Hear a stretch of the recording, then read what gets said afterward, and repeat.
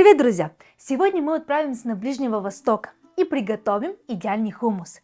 Кремовый, насыщенный и с правильной текстурой.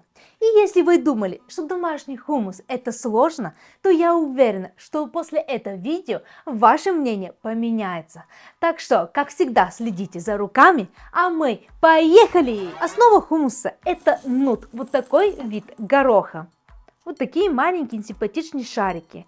Он продается везде в магазинах и стоит недорого.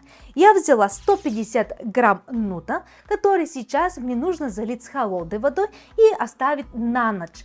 Но если вы забыли это сделать, как и я, а прям очень хочется хумуса, то для этого есть решение. Берем кипяченую воду и заливаем где-то на час-полтора. И после этого наш хумус уже будет готов к следующему этапу. Спустя полтора часа наш хумус уже готов. Он напитался воды, и я хочу вам показать разницу, насколько он увеличился, какой он был и какой он стал. Видите, где-то во 3 раза он увеличился в размере. И хочу вам показать, что если, например, попадаются вот такие хумунчики, или как это называть, не знаю, их нужно убирать. Видите, он изменен в цвете, он некрасивый и некачественный, поэтому нужно убрать. А сейчас мы его промываем под проточной водой и подготавливаем к варке. Вода должна быть где-то на 2-3 пальца над уровнем нута. И при варке мы можем добавить соды. Это не обязательно, но очень полезный шаг, при котором мы делаем наш хумус более нежный и кремовый. Зачем добавляем соду? Во-первых, размягчает нут. Сода подшевывает воду, что разрушает оболочку нута и ускоряет его размягчением. Это особенно полезно, если ваш нут старый. 2. Ускоряет варку. Со содой нут становится мягким примерно на 30% быстрее, чем без нее. 3. Делает текстуру хумуса более шелковистой, так как кожица нута легче отделяется. Хумус становится менее зернистым.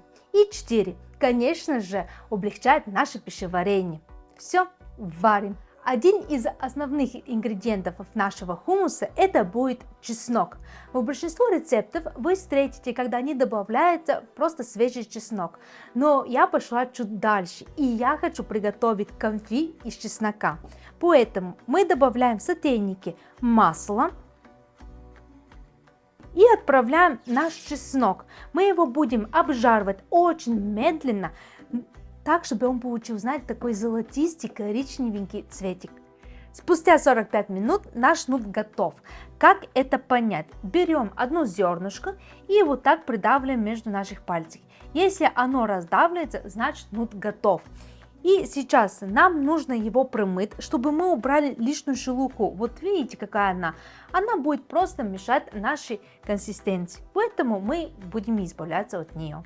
Берем ситочку и с помощью нее вот так разбалтываем и вот так просто зачерпываем. Видите, сколько шелухи мы убрали. Это она нам не нужна, она будет мешать консистенции, поэтому так и делаем. Понятное дело, что вся шелуха мы не уберем, но какая-то часть нам удастся. Наш нут уже промытый, и я хотела вам показать, сколько шелухи мне удалось собрать где-то за минуту. Просто промывая его. Теперь в мисочку я отправляю где-то 5-6 вот таких зернышек. Главное, чтобы они были целы. Я вам потом покажу, зачем они нам нужны. Вот. Столько нам хватит. И теперь мы отправляем в смесительную чашу. Туда я отправляю затар. Я не знаю, как это на русском. Это очень известная арабская приправа. Добавляем. После этого нам нужно добавить тахини. Если тот, кто не знает, это кунжутная паста. Но прежде мы ее добавим, нам нужно очень хорошо ее размешать. Потому что для тахини есть такая особенность, что все семечки отстают вниз, а масло поднимается вверх. И чтобы все это было однородное, нам нужно хорошо это размешать. Тахини, кстати, можно сделать дома. Но мне кажется, проще самому пойти и купить, потому что это недорогая паста. Так, размешали.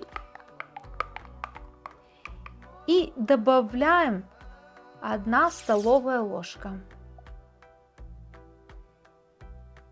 Если вы любите тахини больше, можете добавить больше. Я просто считаю, что для меня, для моих вкусовых качеств, это идеальное количество. Больше не нужно.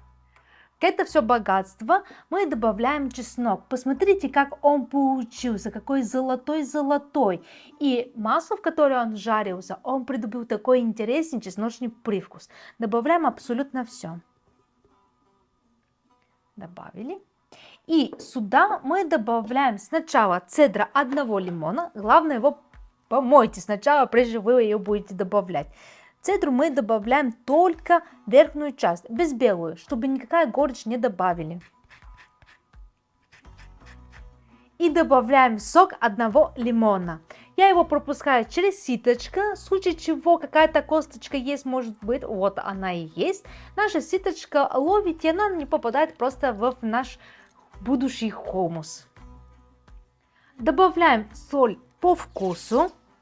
Это, конечно, каждому свое. Я не люблю слишком соленого, поэтому я добавляю чуть-чуть ее. И добавляем оливковое масло. Небольшое количество. Все. Теперь это все отправляем в блендере и начинаем измельчать до идеальнейшей консистенции. И смотрите, я забыла вам сказать о том, что я себе отлила жидкость там, где варился нут. Потому что она нам понадобится, чтобы сделать идеальную консистенцию. Все, начинаем этого все перемалывать. Чинг.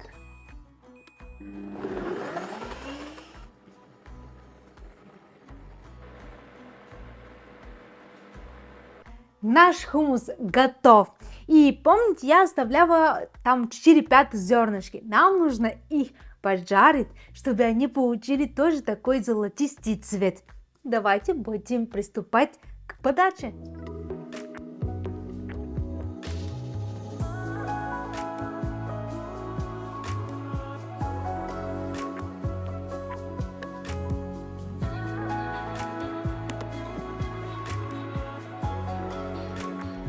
Наш хумус готов. Посмотрите, насколько он красивый. Он прям как будто в ресторане вам его подали. Типично, хумус подается с питой. Но так как у меня нету питы, я взяла фокачча. Почему бы и нет? Пробуем. Такая нежная консистенция, класс.